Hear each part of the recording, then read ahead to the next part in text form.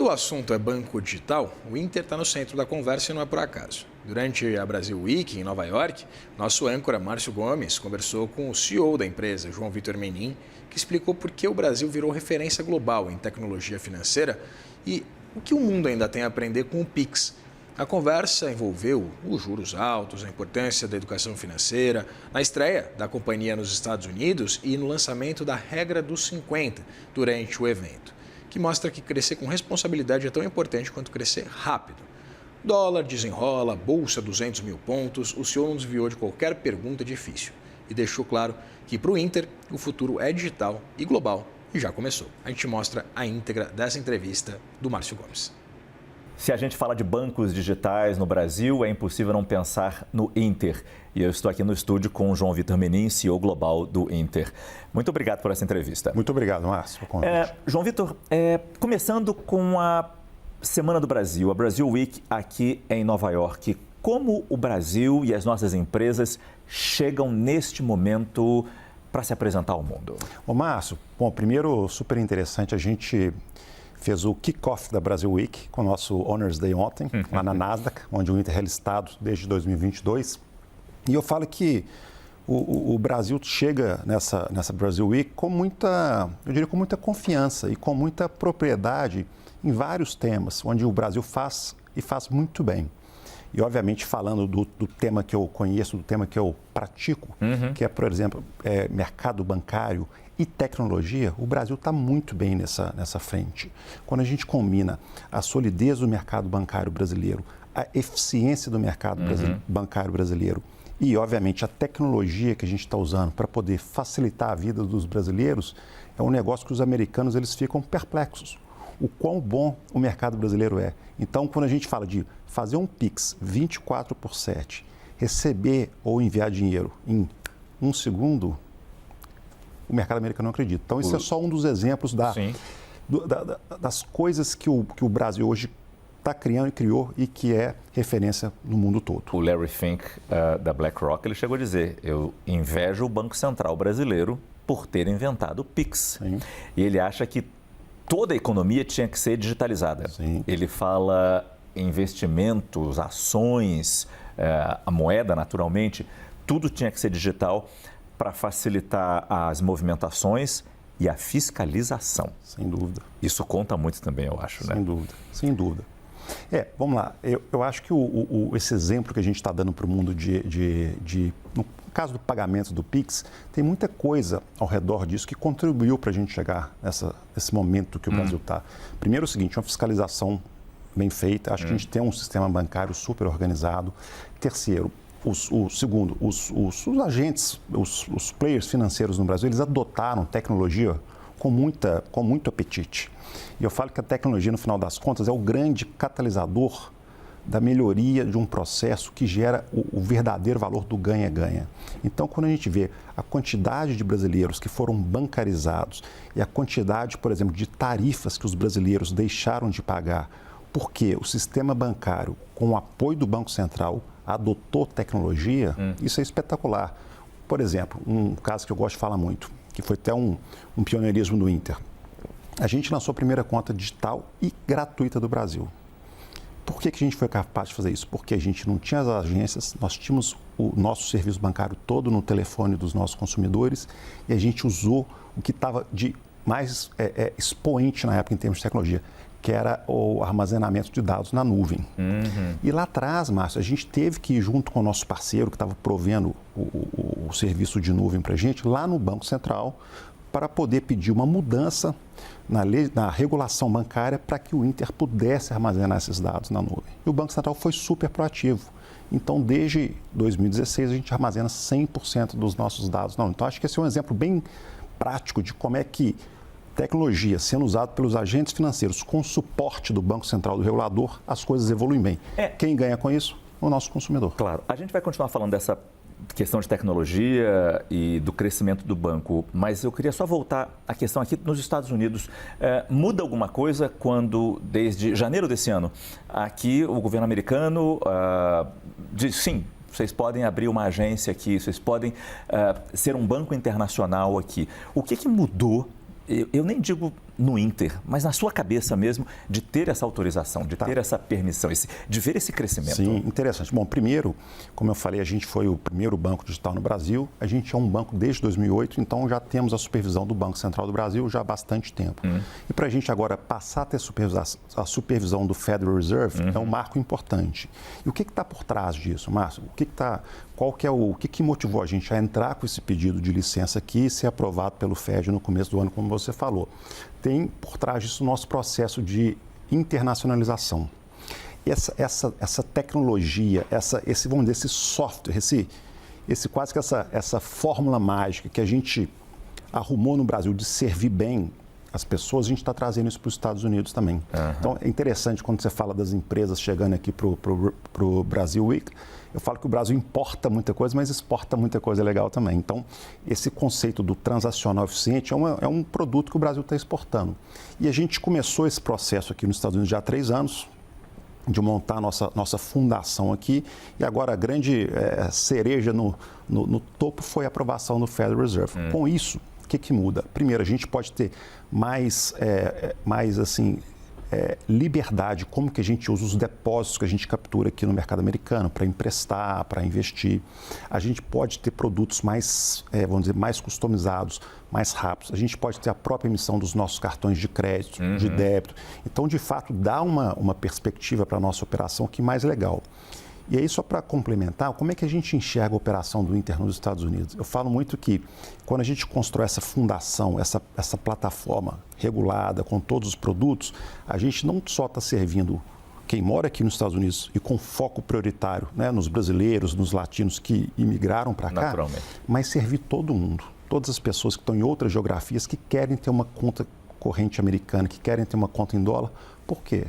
É um mundo globalizado que a gente vive. As pessoas querem ter uma conta, vamos chamar assim, internacional, e a gente chama ela de Global Account, para que eles possam pagar, receber, investir, fazer um mortgage, fazer um empréstimo, ter um cartão de crédito, um cartão de débito, mandar dinheiro para parentes, amigos, empresas. Então, esse é o conceito por trás da operação nossa aqui nos Estados Unidos. Eu quero muito falar da tecnologia que vocês usam para garantir toda essa segurança de crescimento. Mas antes, do momento em que a gente vive, que não é fácil aqui nos Estados Unidos, não é fácil no mundo inteiro, muito por causa das políticas erráticas deste governo americano.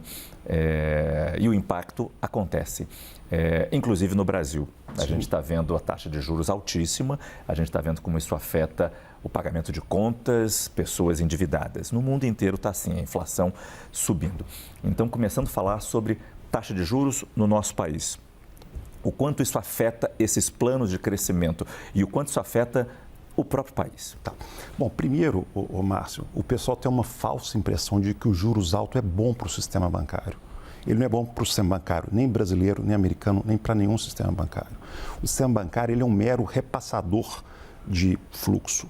E ele tem que fazer isso com a melhor eficiência possível. Quando você tem, tanto é que o maior mercado bancário do mundo, que é o americano, é um país que tem historicamente taxas de juros baixas e não altas. Então, esse é o primeiro assim, desmistificar esse conceito. Check. Claro que a taxa de juros no Brasil é derivada de vários componentes que a gente não vai estar aqui debatendo.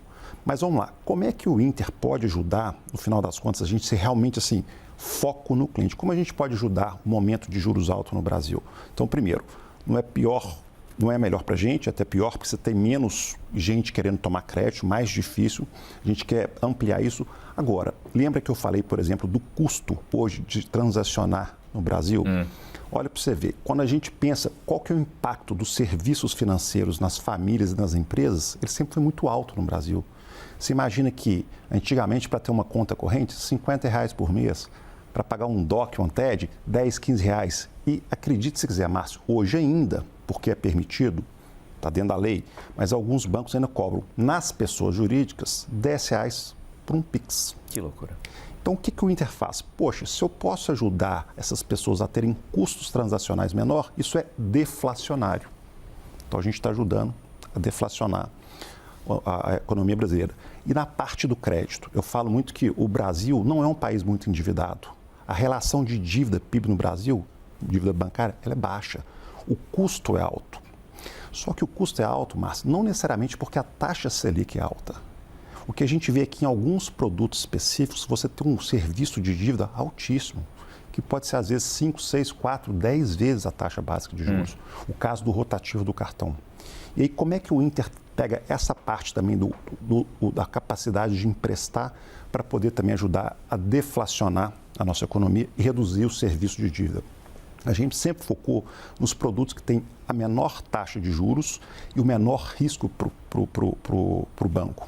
Por exemplo, é um consignado privado que o governo colocou de pé, é o famoso antecipação do saque aniversário do FGTS, que agora teve uma mudança, mas ajudou muito o brasileiro a ajustar suas finanças. É, por exemplo, um produto que está começando a crescer no Brasil, que aqui é muito forte, que é o home equity. A pessoa tem uma casa, tem um imóvel quitado, ela pode levantar um recurso e pagar uma dívida mais cara.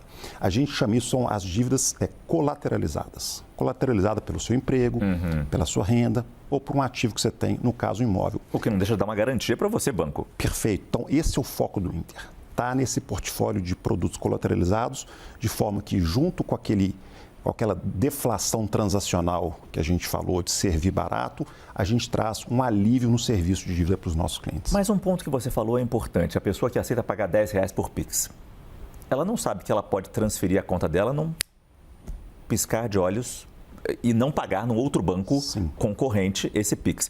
O quanto que seria responsabilidade, ou cai no colo de vocês também, a educação financeira para esses clientes de vocês? Tá, sem dúvida. Márcio, olha que legal. Quando a gente pensa a quantidade de contas que o Inter tinha em 2016, quando a gente lançou o primeiro banco digital, e a quantidade de contas que a gente tem hoje, 44 milhões de contas, a gente saiu de 0 contas correntes e fomos para 44 milhões. Por quê?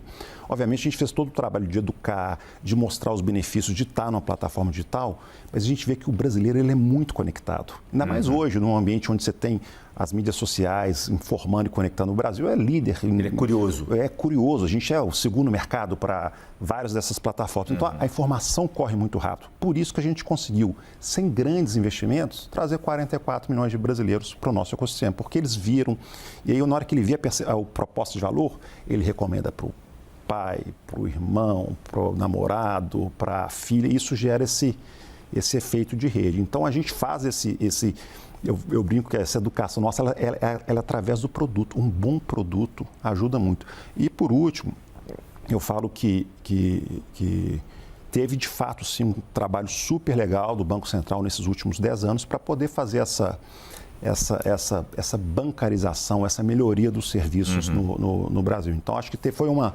dobradinha bem legal dos agentes financeiros, bancos tradicionais, bancos digitais, mas também do Banco Central no Brasil. Esta semana, no evento de vocês aqui em Nova York, vocês lançaram a Regra dos 50. Eu queria que você contasse a história toda na inspiração, na Regra dos 40 e como isso vai ser possível. Tá. Márcio, a coisa mais legal, eu particularmente é o seguinte, eu sou engenheiro de formação. Apesar de ser engenheiro, eu gosto muito do equilíbrio das coisas. Às vezes a gente deixa o pragmatismo e tenta trazer o equilíbrio. Eu acredito muito em coisas que têm um bom equilíbrio. As coisas que são equilibradas, a forma como você conduz, por exemplo, a instituição financeira, faz com que você tenha uma operação sustentável. Uma operação que é saudável hoje, amanhã e no longo prazo. Até porque as coisas mudam muito rapidamente. O que é a regra dos 50? Ela é exatamente sobre sustentabilidade e sobre equilíbrio. O que a gente quer equilibrar na regra dos 50? A gente quer equilibrar crescimento de receitas com rentabilidade. Ou seja, a gente não quer crescer a receita do Inter em detrimento de reduzir a nossa rentabilidade. A gente não quer crescer a rentabilidade do Inter, que é o ROE que a gente mede, em detrimento de crescer menos. Quando a gente coloca essas duas coisas juntas, e o interessante é que uma alimenta a outra, é um ciclo virtuoso, porque mais rentabilidade, eu posso investir em mais produtos, em mais branding, marketing, serviços novos, mais clientes eu trago, mais crescimento de receita a gente tem, dilui nossos custos, traz mais... Então é um efeito muito legal, assim, é um efeito mas é um ciclo virtuoso muito positivo. Então, a gente está muito animado com a regra dos 50 e, como você comentou, ela é oriunda de um conceito até antigo que as empresas de tecnologia usam aqui nos Estados Unidos, que é a regra dos 40, Rule of 40. O Rule of 40 é a combinação de crescimento percentualmente na receita e EBITDA, e essas duas coisas juntas têm que passar de 40. E no Inter a gente deu um push-up, a gente subiu a barra, a gente levou para 50 e a gente acredita que conseguindo entregar essa regra dos 50 nos próximos anos, a gente tem uma operação sustentável. No final das contas, é sobre a sustentabilidade do nosso negócio. Isso é coisa de banco grande. Coisa, sim. Agora, o quanto que a tecnologia, voltando a falar de tecnologia, ajuda vocês nessa coisa do crescimento e na sustentabilidade e na sobrevivência mesmo nesse mercado que a gente tem tão difícil? A inteligência artificial entra como já no dia a dia de vocês? Tá. Márcio, vou fazer um flashback aqui ao vivo para você e para a nossa audiência. Há 10 anos atrás, quando a gente lançou o primeiro banco digital no Brasil, a gente tinha feito um trabalho legal de ir para Israel, aqui nos Estados Unidos e alguns mercados, e entender um pouco a questão da tecnologia, como é que ela estava presente. A gente teve a ideia de usar a nuvem, como eu te falei, como uma peça importante, mas mais do que isso, se a gente lembrar, na época começou a onda dos aplicativos, os apps, aplicativo de entrega de comida, aplicativo de mobilidade, e a gente resolveu fazer uma aposta muito grande no aplicativo do Inter. Então, o nosso jargão interno na época no Inter era o seguinte: a gente não tem que ser mobile first, quer dizer, primeiro o mobile. A gente tem que ser mobile only. Quer dizer, então é uma aposta pesada na pegar essa onda dos aplicativos e fazer esse mobile only como uma marca registrada do Inter. O que aconteceu? A gente foi capaz de ter o único aplicativo bancário hoje com mais de 180 produtos que servem 44 milhões de brasileiros. Por isso a gente chama de super app. É produto em finanças, pagamentos, conta global, loyalty, seguros, commerce, enfim. O que a gente está fazendo agora com a chegada da inteligência artificial? A gente está com, de novo, um jargão internamente no Inter, 10 anos depois, que não é mais sobre ser AI first, é sobre ser AI only, fazendo quase que um déjà vu. Quer dizer, poder pegar toda a capacidade computacional que a AI traz, e ela é a seguinte, ela é muito grande e ela é acessível. Isso é a beleza da tecnologia, ela é potente e ela é acessível. E usar isso para poder fazer o quê?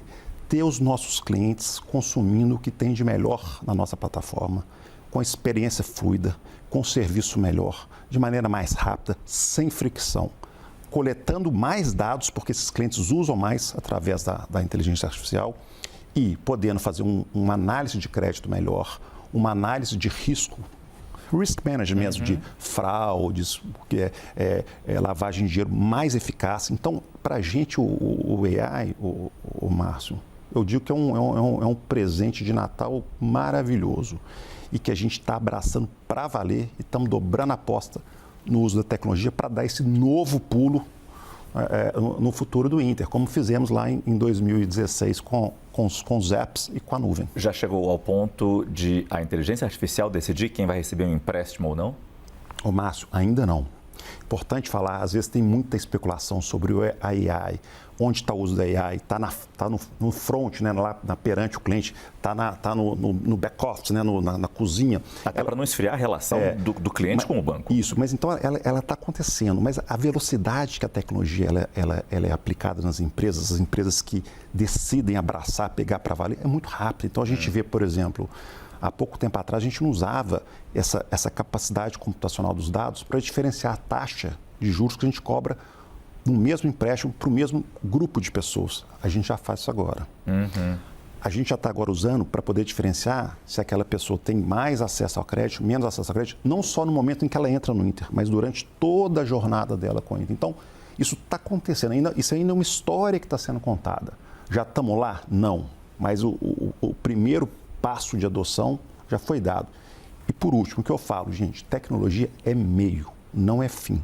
A diferença é como é que você usa a tecnologia para encaixar na sua visão, no seu propósito e o que você quer servir o cliente no final do dia. Eu queria só voltar na questão dos clientes e do impacto que juros, bets tem no endividamento do brasileiro, para falar do Desenrola 2.0. Tá bom. Entra um pouco de educação financeira nisso também, também é um problema, mas eu queria ver como é que a sua avaliação sobre o que o governo faz neste momento para tentar, talvez entre aspas ou não, ajudar essas pessoas endividadas. Tá. Esse é o caminho? Não, sem dúvida, né, Márcio? A gente fala que, da mesma forma que eu comentei, os agentes financeiros, os bancos e o Banco Central têm um papel importante em ajudar o peso da dívida bancária, o governo também tem.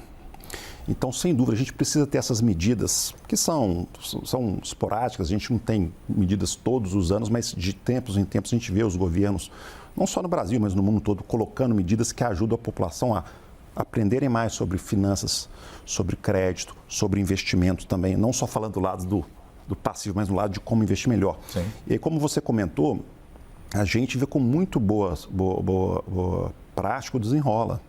E para o pessoal que talvez não saiba, o Desenrola está na segunda versão. A gente teve um Desenrola um tempo atrás, já talvez 2, 3 anos. E esse Desenrola 2.0 que você comentou, ele é um Desenrola com mais impacto. Por quê?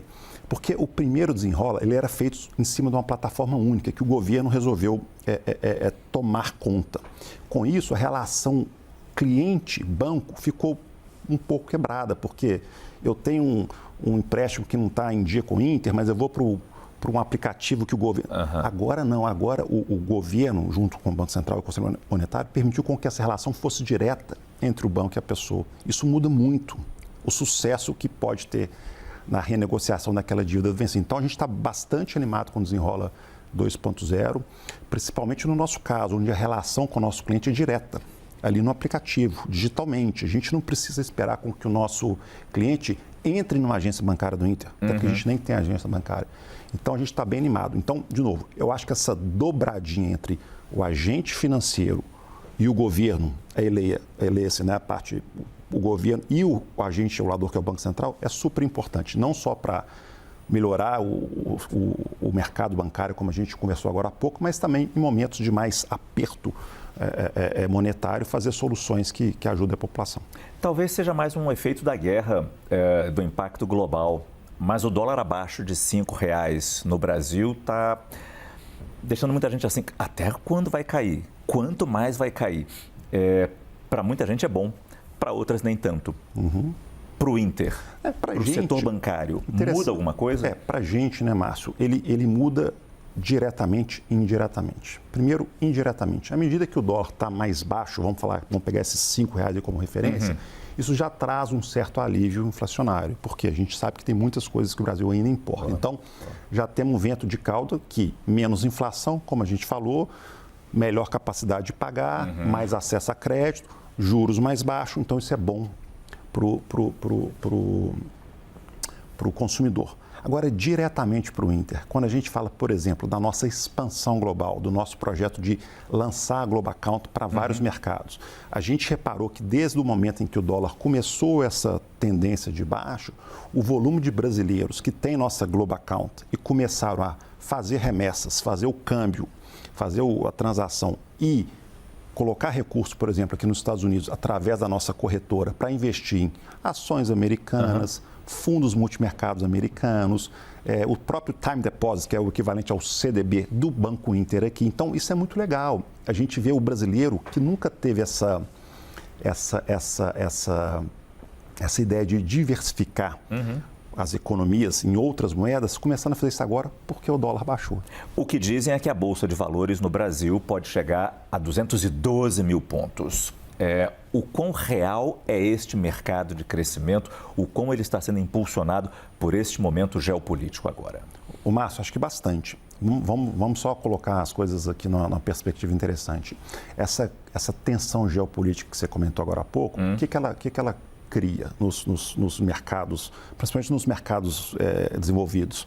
Mercado de capitais americano e alguma coisa como a Europa. Cria-se essa ideia de que, poxa, eu que sou um gestor de portfólio aqui nos Estados Unidos, sempre investi nos mercados emergentes, de repente eu não quero investir, por exemplo, no Oriente Médio. Com certeza eu não quero investir na Bolsa Chinesa. E aí, de repente, a Bolsa Americana pode estar cara, subiu muito, né? As Magnificent Seven. Então, poxa, onde a gente pode... E tem muito dinheiro para ser alocado. Hoje, o volume sob gestão desses gestores de portfólio são gigantescos, trilhões de dólares, literalmente. Então, eu brinco que sobra, né, um pedaço para a Bolsa Brasileira, só que esse pedaço, um pedaço pequeno de um pool muito grande de capital, gera um influxo muito grande. E a gente sabe que a Bolsa é questão de... É a balança de pratos, é oferta e demanda. Quando você traz essa demanda de alocação na Bolsa Brasileira, por exemplo, e ela desequilibra a oferta, o que acontece? A Bolsa sobe. Então, eu estou vendo como um movimento que é mais ou menos... não é um movimento pontual, eu acho que é uma tendência. Eu acho que o Brasil está mais no mapa dos investidores. Assim, acho que é um mercado onde as pessoas encontraram, por incrível que pareça, aquele... não é um porto seguro como a economia, como as empresas americanas, mas é um bom lugar de parquear e apostar no mercado de mais crescimento, né? Um mercado que tem essa questão do... A gente fala, né, muito o alfa, né, da indústria, assim, que pode gerar mais retorno. Então, a gente está, sem dúvida, a Bolsa Brasileira está se beneficiando dessas mudanças, das placas tectônicas geopolíticas que a gente está vendo hoje. E uma última pergunta. João Vitor Menin é filho de Rubens Menin, fundador da CNN, e a gente tem que deixar isso até claro, né, nesse momento. Pergunto como seu pai, com toda a experiência que ele tem, com toda a vivência e com tamanha diversidade de portfólio de empresas que ele possui, como ele avalia este momento que vivemos, de crise geopolítica, instabilidade no mundo inteiro, mas o que ele fala para você? Eu nem quero saber a avaliação dele, eu quero saber o que ele fala para você e o quanto você aceita esse tipo de orientação, dica, histórico. Tá bom. Bom, primeiro a relação interessante, que ela transcende só a relação pai-filho, mas ela é relação pai-filho, ela é relação CEO-chairman, e ela é relação mais de também, além disso, de quase que um tutor e quem está aprendendo, um coach e quem está aprendendo. Tendo colocado tudo isso em prática, em perspectiva, Márcio, uma coisa que eu escuto muito dele, principalmente em momentos de incerteza, e como você falou, até uma jornada de empreendedorismo que volta, sei lá, 45 anos atrás. Então, as pessoas pegam essa experiência, essa vivência de passar por momentos de alta e baixa, momentos de mais tensão política, menos tensão política, momentos de juros altos, momentos de juros baixos. E um aprendizado super legal que eu peguei com ele e continuo usando muito é a questão, de novo, voltando para a palavra mais do equilíbrio. Não se toma decisões drásticas em momentos de muita tensão, nem para cima, nem para baixo. Então, essa questão da parcimônia é importante. Você tem que saber ler o mercado, tem que saber, obviamente, ver os impactos, mas tomar muito cuidado com medidas drásticas em cima de reações muito pontuais. Elas podem não ser as melhores decisões. Então, esse equilíbrio entre pensar no curtíssimo prazo, no médio e no longo prazo é fundamental. Você aprendeu esse equilíbrio com ele? Aprendi. João Vitor Menin, CEO global do Inter. Muito obrigado pela entrevista. Muito obrigado, Márcio. Foi um prazer. Prazer foi nosso.